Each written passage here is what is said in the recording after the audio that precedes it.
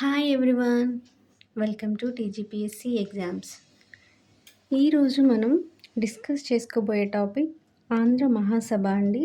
So Andhra మహాసభలో important bits అన్ని మనం డిస్కస్ చేస్తాం.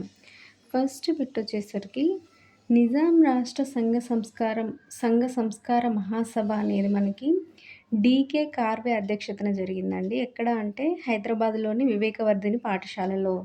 సో నిజాం రాష్ట్ర సంఘ సంస్కార మహాసభ అనేది ఎవరి అధ్యక్షతన జరిగింది, ఎక్కడ జరిగింది అనేది ఇంపార్టెంట్. ఎవరి అధ్యక్షత అండి? డీకే కార్వే అధ్యక్షతన. ఎక్కడ జరిగింది అంటే హైదరాబాద్లోని వివేకవర్ధిని పాఠశాలలో. ఏ రోజు జరిగిందంటే మనకి 1921లో నవంబర్ మంత్లో జరిగిందండి. మరి ఈ సభ గురించి మనం ఎందుకు డిస్కస్ చేస్తున్నామంటే ఈ నిజాం రాష్ట్ర సంఘ సంస్కార మహాసభలో మనకి ఆలంపల్లి వెంకటరామారావు తెలుగు ప్రసంగం చేశాడండి. ఆలంపల్లి వెంకటరామారావు అనే వ్యక్తి తెలుగులో ప్రసంగం చేస్తే మనకి మరాఠీలు, కన్నడిగులు అవహేళన చేశారండి. తెలుగులో మాట్లాడుతున్నాడని అవహేళన చేశారు ఈ సభలో. ఏ సభ అంటే నిజాం రాష్ట్ర సంఘ సంస్కార మహాసభ. సో వీళ్ళు ఎందుకు మరాఠీలు, కన్నడిగులు అవహేళన చేశారు అని అంటే మనకి మరాఠీలు, కన్నడిగులు హైదరాబాద్ సంస్థానంలో వీళ్ళు కూడా భాగం కదా అండి. మరాఠా ప్రాంతం, కన్నడ ప్రాంతాలు ప్లస్ తెలుగు ప్రాంతాన్ని కలుపుకొని కదా మనం నిజాం సంస్థానం లేదా హైదరాబాద్ సంస్థానం అని పిలుస్తాము. సో వీళ్ళు తెలుగును అవహేళన చేశారని చెప్పి మనకి నెక్స్ట్ బిట్లో నిజాం రాష్ట్రాంధ్ర జనసంఘం ఏర్పాటు ఎప్పుడు జరిగింది? సో తెలుగును అవహేళన చేశారు వీళ్ళు అని చెప్పి తెలుగుని ప్రజల్లోకి తీసుకెళ్ళాలి అనే ఒక ముఖ్య ఉద్దేశంతోటి, తెలుగు ఒక గొప్పతనం అందరికీ తెలియాలన్న ఒక సదుద్దేశంతో మనకి నిజాం రాష్ట్రాంధ్ర జనసంఘం ఏర్పాటు చేయబడిందండి. సో నిజాం రాష్ట్రాంధ్ర జనసంఘం ఎప్పుడు ఏర్పడింది అంటే 1921 నవంబర్ 12న ఏర్పాటు చేయబడింది. ఎక్కడ ఏర్పాటు చేశారు అంటే టేకుమల్ల రంగారావు ఇంట్లో సమావేశమయ్యారండి.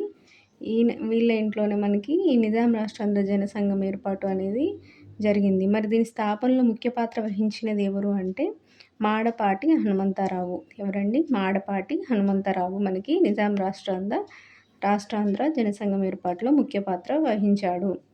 నెక్స్ట్ బిట్ వచ్చేసరికి మనకి నిజాం రాష్ట్రాంధ్ర జనసంఘం మొదటి సమావేశం ఎక్కడ జరిగింది? మొదటి సమావేశం మనకి హైదరాబాద్లోని రెడ్డి హాస్టల్లో జరిగిందండి. ఏ డేట్ అంటే 1922 ఫిబ్రవరి 14. ఈ సభకు అధ్యక్షత ఎవరు వహించారు మరి అని అంటే మొదటి సమావేశానికి అధ్యక్షత కొండ వెంకట రంగారెడ్డి. వారిని మనం కేవి రంగారెడ్డి అని పిలుస్తాం కదా అండి. ఆయనే మనకి ఈ మొదటి సమావేశానికి అధ్యక్షత వహించాడు. నెక్స్ట్ బిట్ వచ్చేసరికి మనకి నిజాం రాష్ట్రాంధ్ర జనసంఘం పేరుని ఆంధ్ర జనకేంద్ర సంఘంగా ఎప్పుడు మార్చారు? సో నిజాం రాష్ట్రాంధ్ర జనసంఘం అని ఏర్పాటు చేశారు కదండి. దీని పేరుని ఆంధ్ర జనకేంద్ర సంఘంగా మార్చారండి. మరి ఏ రోజు మార్చారు అని అంటే 1923 ఏప్రిల్ 1న మనకి హన్మకొండలో జరిగిన సమావేశంలో ఈ నిజాం రాష్ట్రాంధ్ర జనసంఘం అనే పేరుని ఆంధ్ర జనకేంద్ర సంఘంగా మార్చారు. నెక్స్ట్ ఇందులోనే మనకి ఈ ఆంధ్ర జనకేంద్ర సంఘం ఏర్పాటు జరిగినప్పుడు ఈ సమావేశానికి అధ్యక్షుడిగా ఫస్ట్ కార్యదర్శి ఎవరున్నారు అంటే మనకి బారిస్టర్ రాజగోపాల్ రెడ్డి ఫస్ట్ అధ్యక్షుడండి. ఫస్ట్ కార్యదర్శి వచ్చేసరికి మనకి మాడపాటి హనుమంతరావు. నెక్స్ట్ బిట్ వచ్చేసరికి మనకి ఆంధ్ర జనకేంద్ర సంఘం ఏదైతే ఇప్పుడు నిజాం రాష్ట్రాంధ్ర జనసంఘం ఆంధ్ర జనకేంద్ర సంఘంగా మారిందో దాని యొక్క మారిన తర్వాత ఫస్ట్ సమావేశం ఎక్కడ జరిగిందంటే హైదరాబాద్లోని మాడపాటి హనుమంతరావు ఇంట్లో జరిగిందండి. సో హైదరాబాద్ మాడపాటి హనుమంతరావు ఇంట్లో ఏ రోజున జరిగింది? 1923 జూలైలో జరిగింది. అధ్యక్షుడు ఎవరున్నారు మరి ఈ ఫస్ట్ సమావేశానికి అంటే రావు బహదూర్ వెంకటరెడ్డి మనకి అధ్యక్షుడిగా ఎన్నికయ్యాడండి. ఫస్ట్ సమావేశంలో ఎవరండి అధ్యక్షుడిగా ఎన్నికైంది? రావు బహదూర్ వెంకటరెడ్డి. నెక్స్ట్ బిట్ వచ్చేసరికి మనకి ఆంధ్ర జనకేంద్ర సంఘం రెండవ సమావేశం ఎక్కడ జరిగింది అంటే నల్గొండలో జరిగిందండి. షబ్నవీస వెంకట నరసింహారావు కార్యాలయంలో మనకి 1924లో ఈ ఆంధ్ర జనకేంద్ర సంఘం యొక్క సెకండ్ సమావేశం జరిగింది. మనకి నెక్స్ట్ బిట్ వచ్చేసరికి మరి ఆంధ్ర జనకేంద్ర సంఘం అనేది ఏమేమి కార్యాలు చేపట్టింది అని చూసుకుంటే కనుక మనకి తాళపత్ర గ్రంథాలను సేకరించడం, ప్రాచీనాంధ్ర వైభవాన్ని వెలుగులోకి తీసుకురావడం, గ్రంథాలయాలు ఏర్పాటు చేయడం, కరపత్రాలు, లఘు పుస్తకాలు ముద్రించడం వంటివి అనేక కార్యక్రమాలనేది మనకి ఆంధ్ర జనకేంద్ర సంఘం అనేది చేపట్టిందండి. మరియు ఇందులో భాగంగా కరపత్రాలు, లఘు పుస్తకాలు ముద్రించడం జరిగింది గదా అండీ! వాటిలో ఇంపార్టెంట్ ఏంటి అనంటే మనకి ఈ ఈ కరపత్రాలు, లఘు పుస్తకాలు ఏవైతే ముద్రించిందో అందులో ముఖ్యంగా 'వర్తక స్వేచ్ఛ' అనే ఒక పుస్తకం, 'వెట్టి చాకిరి' అనే పుస్తకం, 'మొహతూర్పా మగ్గం పన్ను' అనే పుస్తకం అనేటివి మనకి ఇంపార్టెంట్ అండి. ఈ 'వర్తక స్వేచ్ఛ' దేనికోసం మరి ఆహ్, ద 'వర్తక స్వేచ్ఛ' అనే పుస్తకం దేనికోసం అంటే సర్బరాహీకి వ్యతిరేకంగా మనకి ఈ 'వర్తక స్వేచ్ఛ' అనే పుస్తకాన్ని ముద్రించిందండి. సర్బరాహి అంటే ఏంటి మరి? అంటే సర్బరాహి అంటే ప్రభుత్వ అధికారులు గ్రామాలను సందర్శించినప్పుడు, అంటే ఎవరైతే నిజాం గవర్నమెంట్ అధికారులు ఉంటారు గదండీ! ఆ గవర్నమెంట్ అధికారులు గ్రామాల్ని సందర్శించినప్పుడు, గ్రామంలో ఉన్న వర్తకులు వారికి అన్ని సరుకులు ఉచితంగా ఇవ్వాలి. దాన్నే సర్బరాహి అంటారండి. సో, ఇట్లా ఉచితంగా ఎందుకివ్వాలి వర్తకులకు? వాళ్ళకి నచ్చిన వాళ్ళకి అమ్ముకునే స్వేచ్ఛ ఉండాలి. అంటే వర్తక స్వేచ్ఛ ఉండాలి అని చెప్పి పుస్తకమే మనకి వీళ్ళు ముద్రించడం జరిగింది. దేనికి వ్యతిరేకంగా అంటే సర్బరాహీకి వ్యతిరేకంగా. నెక్స్ట్ వచ్చేసరికి మనకి వెట్టి చాకిరీ దేనికోసం ముద్రించారంటే ఈ వెట్టి చాకిరీ నిర్మూలన కోసం పోరాడిందండి. ఈ వెట్టి పోరాడటం కోసం ఈ వెట్టి చాకిరీ కరపత్రాన్ని ముద్రించారు. నెక్స్ట్ వచ్చేసరికి మొహతూర్బా మగ్గం పన్నండి. మొహతూర్బా మగ్గం పన్ననేది దేని మీద ఏస్తారంటే ఎవరైతే చేనేత కార్మికులుంటారో చేనేత కార్మికుల మీద ఈ మొహతూర్బా మగ్గం పన్ను వేస్తారండి. సో, ఈ మొహతూర్బా మగ్గం పన్ను రద్దు కోసం వీళ్ళు మొహతూర్బా మగ్గం పన్ను అనే పుస్తకాన్ని వీళ్ళు ముద్రించారు. మరి ఈ మొహతూర్బా మగ్గం పన్ను ఎవరు రచించారు అంటే మాటేటి పాపయ్య మొహతూర్బా మగ్గం పన్నుని రచించాడని గుర్తుంచుకోవాలి. నెక్స్ట్ బిట్ వచ్చేసరికి మనకి 1930 వరంగల్‌లో మనకి కాకతీయ చర్యాగోష్ఠి సభలో మనకి కాకతీయ సంచిక వెలువడిందండి. సో, మనకి ఎప్పుడు కాకతీయ సంచిక వెలువడింది అనంటే మనకి 1930లో వరంగల్‌లో జరిగినటువంటి కాకతీయ చర్చాగోష్ఠిలో మనకి కాకతీయ సంచిక అనేది వెలువడింది. ఈ సంచిక ద్వారా ఏమేమి ప్రచురించారు మరి కాకతీయ సంచిక ద్వారా అంటే మనకి సురవరం ప్రతాపరెడ్డి యొక్క ఆంధ్రుల సాంఘిక చరిత్ర అనే పుస్తకాన్ని ప్రచురించారు ఈ కాకతీయ సంచిక ద్వారా. అంతేకాకుండా ఆదిరాజు వీరభద్రరావు యొక్క తెలంగాణ శాసనాల పుస్తకాన్ని గూడా వీళ్ళు ప్రచురించారు. నెక్స్ట్ బిట్ వచ్చేసరికి మనకి ఈ సంఘం ద్వారా అనేక తెలుగు మీడియా పాఠశాలలు నెలకొల్పారు. సో, మనకి ఏదైతే ఈ ఆంధ్రజన కేంద్ర సంఘం ఉంది గదా అండీ! ఈ సంఘం ద్వారా ఇంకేం చేశారు అనంటే తెలుగు మీడియం పాఠశాలలు నెలకొల్పారు. మనకు ఈ ఆంధ్రజన కేంద్ర సంఘం ఎందుకు ఏర్పడింది అనంటే మనం ఫస్టే చదువుకున్నాం గదండీ! ఎందుకనంటే తెలుగుని తెలుగు సాహిత్యాన్ని వెలుగులోకి తీసుకొచ్చి మనకి ప్రజల్లో చైతన్యం పెంచాలి తెలుగు భాష పట్ల అన్న ఒక ముఖ్య ఉద్దేశంతోటి వీళ్ళు ఈ ఆంధ్రజన కేంద్ర సంఘాన్ని ఏర్పాటు చేశారు గాబట్టి, అందులో భాగంగా మనకు తెలుగు మీడియం పాఠశాలలు నెలకొల్పారు. సో, మనకి ఇందులో ముఖ్యంగా 1928లో మాడపాటి హనుమంతరావు స్థాపించిన పాఠశాల ఏంటంటే ఆంధ్ర బాలిక పాఠశాల అనేది మనకి మాడపాటి హనుమంతరావు 1928లో స్థాపించాడు. నెక్స్ట్ బిట్ వచ్చేసరికి మనకి 10థ్ బిట్ అండి. ఆంధ్ర జనకేంద్ర సంఘం ఆధ్వర్యంలో ఎవరు ఆంధ్ర పరిశోధక సంఘం స్థాపించారు? సో, ఆంధ్ర జనకేంద్ర సంఘం ఆధ్వర్యంలో ఆంధ్ర పరిశోధక సంఘాన్ని స్థాపించింది ఆదిరాజు వీరభద్రరావు అండి. ఎవరు? ఆదిరాజు వీరభద్రరావు.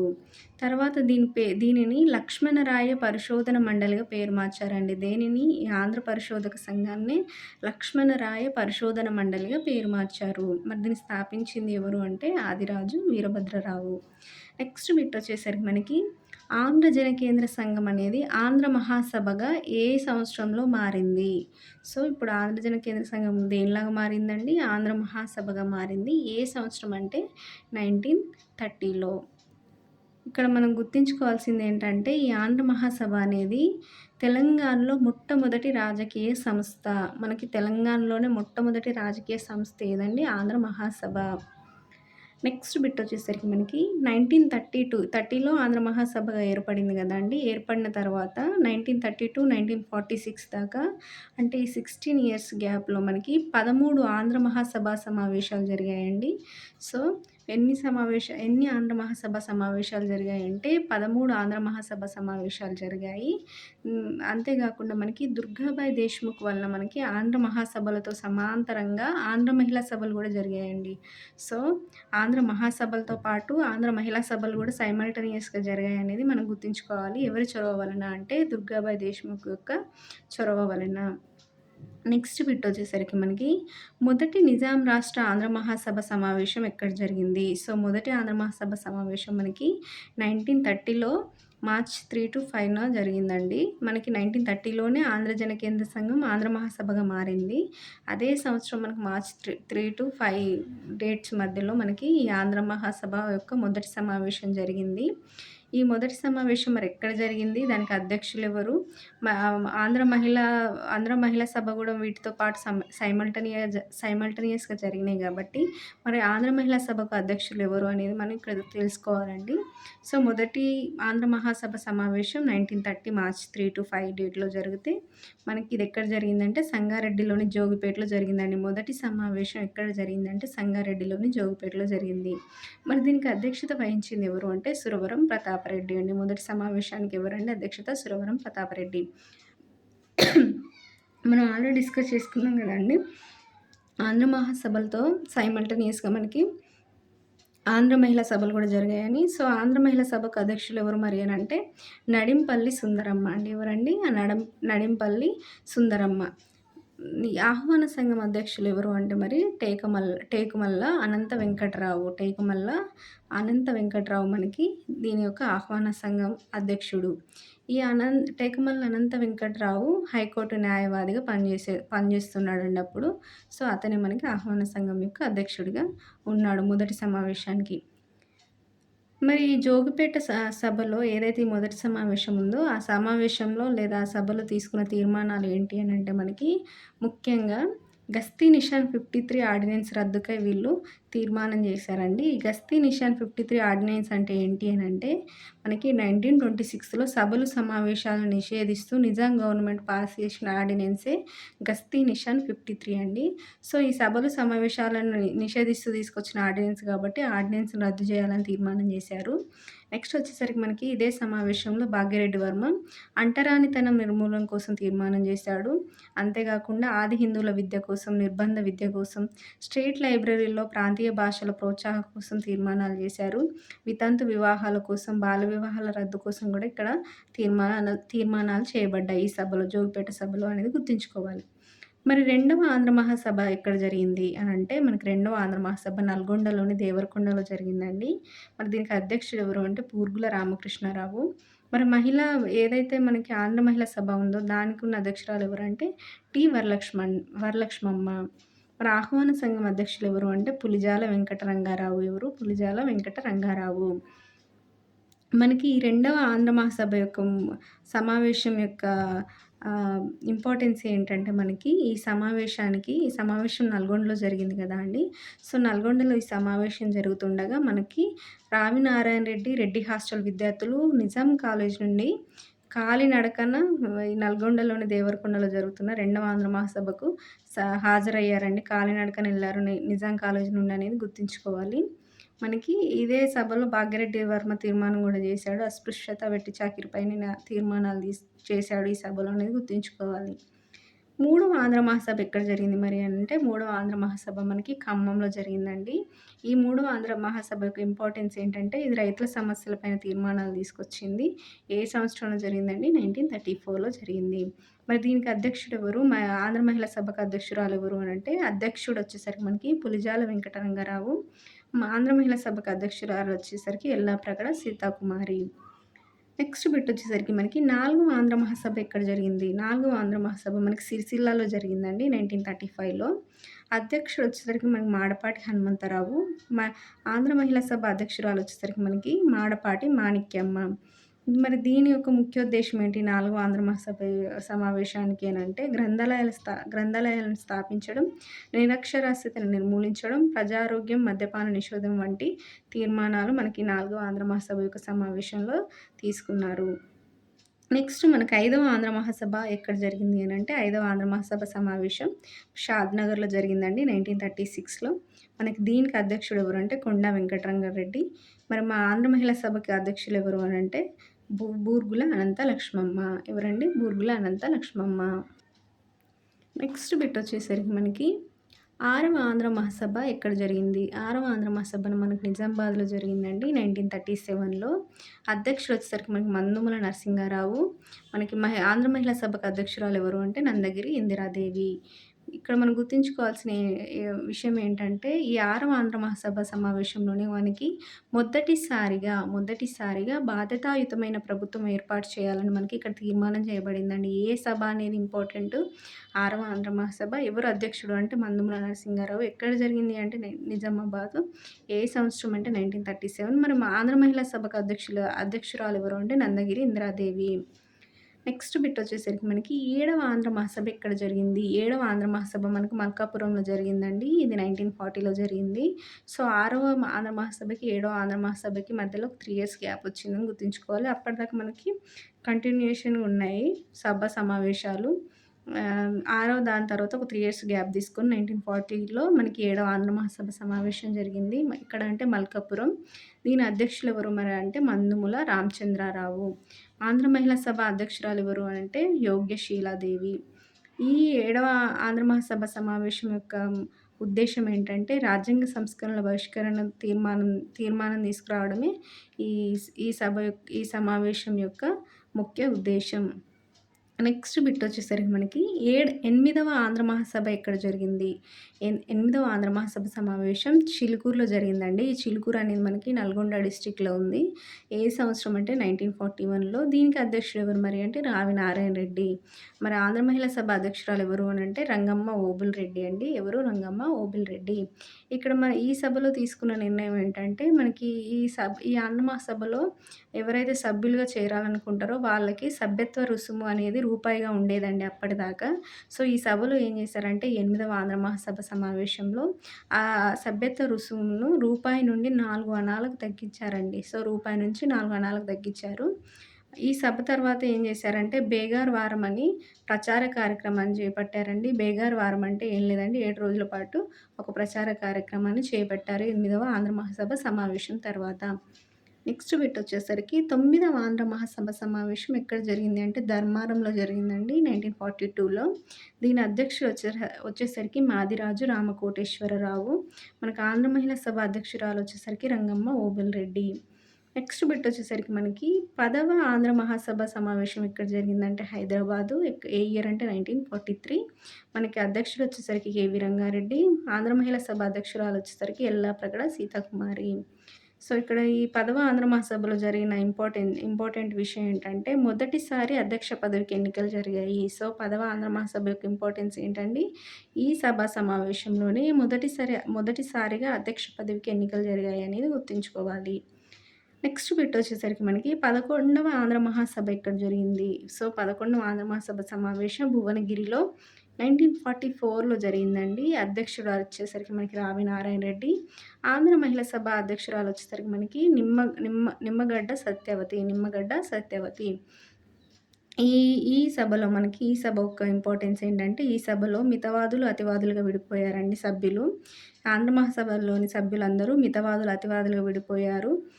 ఏ సభ సమావేశంలో విడిపోయారు అంటే 11వ ఆంధ్ర మహాసభ సమావేశంలో మనకి ఈ సభ యొక్క సభ్యులు అనేవాళ్ళు మితవాదులు, అతివాదులుగా విడిపోయారనేది గుర్తుంచుకోవాల్సిన విషయము. అంతేకాకుండా ఇదే సభలో మనకు సభ్యత్వ రుసుము 4 అణాల నుంచి 1 అణకు తగ్గించారు. అంటే అంతకుముందేమో రూపాయి నుంచి 4 అణాలకు తగ్గించారని చదువుకున్నాం కదండీ! ఇప్పుడు 4 అణాల నుంచి 1 అణకు తగ్గించారు సభ్యత్వ రుసుమని గుర్తుంచుకోవాలి. ఏ సభలో? 11వ ఆంధ్ర మహాసభ సమావేశంలో. ఇంకా ఇక్కడ గుర్తుంచుకోవాల్సింది ఏంటంటే 11వ ఆంధ్ర మహాసభ ఎందుకు చాలా ఇంపార్టెంట్ అంటే ఇదే సభలో మనకి మితవాదులు, అతివాదులుగా విడిపోయారు సభ్యులందరూ. 4 అణాల నుంచి 1 అణకు తగ్గించారు సభ్యత్వ రుసుము. అంతేకాకుండా మనకి ఈ 11వ ఆంధ్ర మహాసభలోనే మనకి ఇది సైమల్టేనియస్‌గా జరిగిన సమావేశం ఇదే లాస్ట్ అండి. ఇది ఆంధ్ర మహాసభ ప్లస్ ఆంధ్ర మహిళా సభ సమావేశాలు సైమల్టేనియస్‌గా జరిగింది. ఇదే లాస్ట్. అందుకే మనకిక్కడ అధ్యక్షుడిగా రావినారాయణ రెడ్డి, మహిళా సభకి అధ్యక్షురాలుగా నిమ్మగడ్డ సత్యావతి ఉందండి. నెక్స్ట్ 12వ ఆంధ్ర మహాసభకి, 13వ ఆంధ్ర మహాసభకి మనకి ఈ ఆంధ్ర మహిళా సభ యొక్క అధ్యక్షురాలు ఉండరు అని గుర్తుంచుకోవాలి. సో, ఈ 11వ ఆంధ్ర సభకే మనకి ఆంధ్ర మహిళా సభ అధ్యక్షురాలు అనేవాళ్ళు ఉన్నారు అనేది, చివరిగా ఉన్నారనేది గుర్తుంచుకోవాలి. నెక్స్ట్ బిట్ వచ్చేసరికి మనకి 12వ ఆంధ్ర మహాసభ ఎప్పుడు జరిగింది అంటే 1945లో జరిగిందండి. సో, మనం ఆల్రెడీ డిస్కస్ చేసుకున్నాం. 11వ ఆంధ్ర సభలోనే మనకు సభ్యులందరూ మితవాదులు, అతివాదులుగా విడిపోయారని చదువుకున్నాం కాబట్టి, మనకు 12వ ఆంధ్ర మహాసభ వచ్చేసరికి 1945లో మితవాదులందరూ ఒక చోట, అతివాదులందరూ ఒక చోట మనకి ఈ సభా సమావేశాన్ని చేపట్టారండి. మనకు మితవాదులు వచ్చేసరికి మడిగొండలో మందుముల నరసింహారావు యొక్క అధ్యక్షతన ఈ సమావేశం జరిగింది. అతివాదుల సమావేశం వచ్చేసరికి అదే సంవత్సరం ఖమ్మంలో రావినారాయణ రెడ్డి అధ్యక్షతన జరిగిందండి. నెక్స్ట్ బిట్ వచ్చేసరికి మనకి 13వ ఆంధ్ర మహాసభ ఎక్కడ జరిగింది? ఇంకా ఇక్కడ గుర్తుంచుకోవాల్సింది ఏంటంటే 12వ ఆంధ్ర మహాసభలో మనకి ఆంధ్ర మహిళా సభ అధ్యక్షురాలు లేదనేది ఇక్కడ గుర్తుంచుకోవాలి. నేను ఇందాక కూడా అదే అన్నానండి. సైమల్టేనియస్‌గా 2 సభల సమావేశాలకి ఈ 11వ ఆంధ్ర మహాసభ సమావేశమే చివరిదని గుర్తుంచుకోవాలి. అదే టైంలో మనకి సభ్యులందరూ మితవాదులుగా, అతివాదులుగా కూడా విడిపోయారని గుర్తుంచుకోవాలి. నెక్స్ట్ మనకి 13వ ఆంధ్ర మహాసభ వచ్చేసరికి 1946లో జరిగిందండి. ఇందులో మితవాదులు కంది ప్రాంతంలో జమలాపురం కేశవరావు అధ్యక్షుడిగా వీళ్ళు సమావేశం జరుపుకున్నారు. అతివాదులు వచ్చేసరికి కరీంనగర్‌లో బద్దం ఎల్లారెడ్డి అధ్యక్షుడిగా వీళ్ళు సమావేశమయ్యారు. మనకి ఆయనకి 13 ఇవన్నీ గుర్తుంచుకోవాలండి. మొత్తం 13 ఆంధ్ర మహాసభల దాకా మనం కంప్లీట్ చేసాం ఇక్కడికి. సో, 12 ఆంధ్ర మహాసభ, 13 ఆంధ్ర మహాసభ 2 సార్లు జరిగింది. మిగతావాదులు ఒకసారి, అతివాదులు ఒకసారి ఎవ్రీ ఇయర్‌లో జరుపుకున్నారనేది గుర్తుంచుకోవాలి. ఎవరి అధ్యక్షతన జరుపుకున్నారనేది కూడా గుర్తుంచుకోవాలి. నెక్స్ట్ లాస్ట్ బిట్ వచ్చేసరికి మనకి 1946 తర్వాత అంటే 46 దాకా మనకి 13వ ఆంధ్ర మహాసభ జరిగింది కదా అండి. సో, 46 తర్వాత ఏం జరిగిందంటే ఈ ఆంధ్ర మహాసభలోని మితవాదులు ఎవరైతే ఉన్నారో వారు హైదరాబాద్ స్టేట్ కాంగ్రెస్‌లో చేరిపోయారండి. అంటే మనకి ఆంధ్ర మహాసభలోని మితవాదులందరూ హైదరాబాద్ స్టేట్ కాంగ్రెస్ పార్టీలో చేరిపోతే, మరి అతివాదులు దేంట్లో చేరిపోయారు అంటే కమ్యూనిస్ట్ పార్టీలో చేరారు అనేదే మనం ఇక్కడ గుర్తుంచుకోవాలి. సో, మనం ఆల్రెడీ అనుకున్న ఆంధ్ర మహాసభనే మన మొదటి రాజకీయ సంస్థ తెలంగాణలో అని అనుకున్నాం గదండీ. సో, రాజకీయ సంస్థ కాబట్టి ఇందులో ఉన్న సభ్యులు గూడా మనకి మితవాదులు హైదరాబాద్ స్టేట్ కాంగ్రెస్‌లో చేరిపోయి, అతివాదులు కమ్యూనిస్ట్ పార్టీలో చేరిపోయారని ఇక్కడ మనం గుర్తుంచుకోవాలి. సో, ఇక్కడికి మనకి ఆంధ్ర మహాసభ టాపిక్ అయిపోయిందండి. ఇది మీకు ఈజీగా అర్థమైందని నేను అనుకుంటున్నాను. Thank you.